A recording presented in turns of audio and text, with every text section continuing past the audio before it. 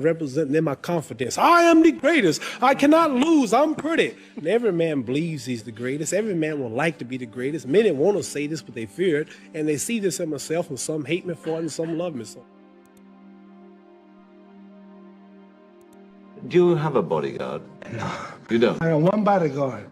He has no eyes, though he sees.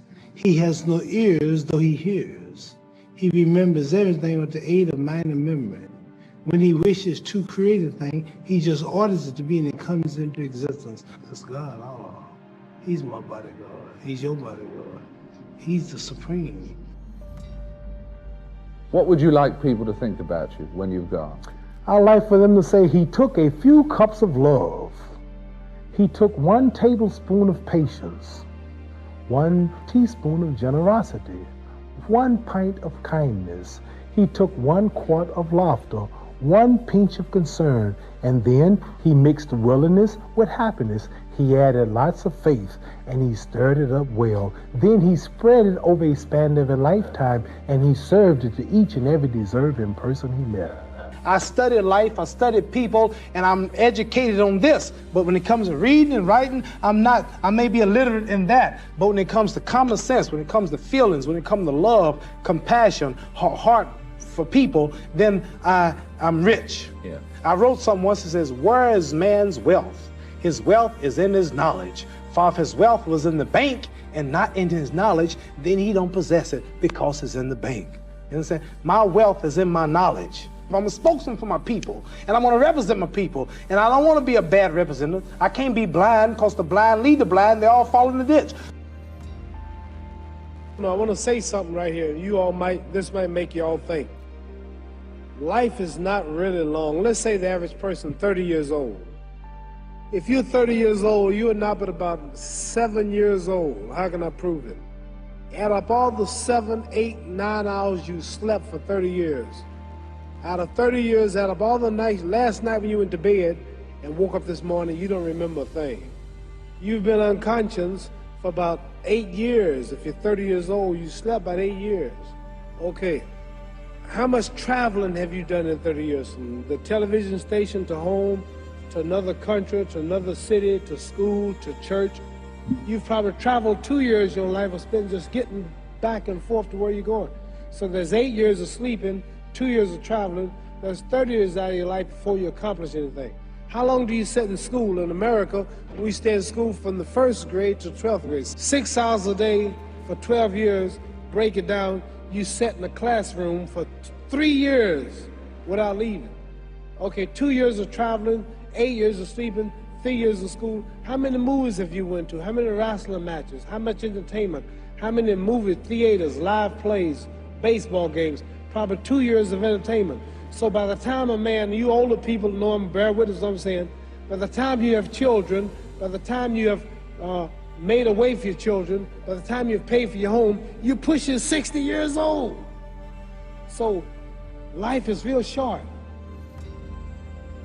See, Ali, that's the only thing about Ali. When you were watching Ali get beaten up as an old man, even as was a young kid, he's not going to quit. You got to kill him. He won't quit. Even he was getting beat up every round, getting kicked out of my lab at home. And it's a champ. No, come on, let me out. Come on out. They wouldn't stop. He would have to stay up there and just take the beating like a man. He wouldn't quit.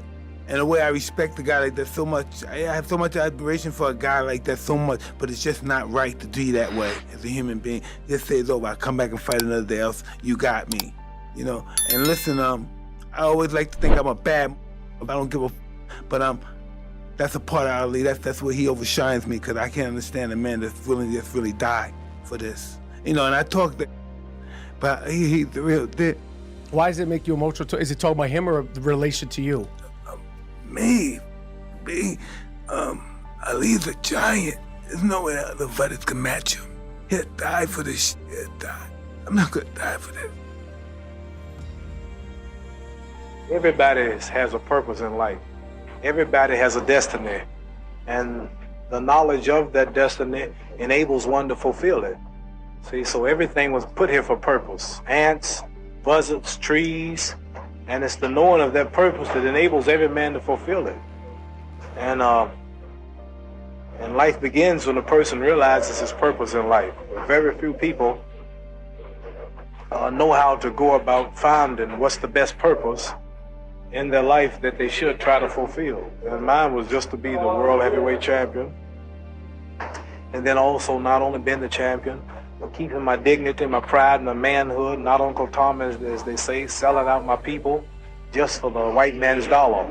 So this is my purpose, to go down as the first one, just about to go all out and all the way, and being clean with the sport, and not representing nothing like tobacco and whiskey and various commercials, and staying with my people and representing everybody, and at the same time not disowning my own, marrying my own kind, and socializing with my own kind. But I belong to the world as far as being the champion, but I let it be known that I am black, and I will always be black and with black, even if I mean give up all the money and everything that I can be offered from boxing. My head got big, and I started thinking it was my training camp and my boxing ability that kept me where I was at, and God punished me, and he gave me a good whooping. He broke my jaw in the second fight, and he got me whooped and knocked down in the Frazier fight, and I realized I wasn't that great after all. So I had to get not only together physically, but spiritually. For this fight, I've prayed every day for 5 days, 5 times a day for the past 4 months, and everything is perfect.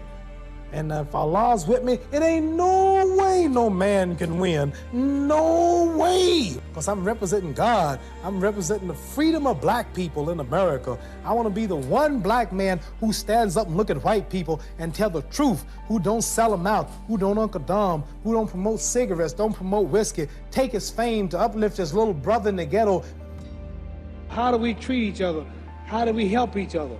So, I'm going to dedicate my life to using my name and popularity, helping charities, helping people, uniting people, bringing people bumming each other because of religious beliefs.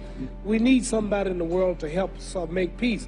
So when I die, if there's a heaven, I want to see it. Because we live how long? 80 years? The odds are everybody in this room, some of you are going to be dead 20 years from now, some of you are going to be dead 50 years from now, some are going to be dead 30, and some are going to be dead 60, 70 years now. We all going to die soon. And if you live to be, say, 125 years old, which we don't do, right?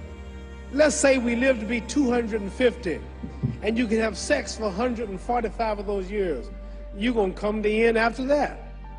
So, we don't have but about 80 years on earth. This is a test to see where will we spend our life in heaven or hell. This is not the life now. Your real self is inside you. Your body gets old. Some of you go to look at the fridge, you don't have no teeth. Your hair is leaving you. Your bodies get tired. But your soul and your spirit never die. That's going to live forever. So your body is just housing your soul and spirit. So God is testing us on how we treat each other, how we live, to see where our real home be in heaven. So this physical stuff don't last for so long. So my car, this building is going to be here when the man who built it dead. There have been many kings and queens of England. They're all dead. After this one is gone, another one will come. So we don't stay here. We're just trustees. We don't own nothing. So what am I saying? The most important thing about life is what's going to happen when you die.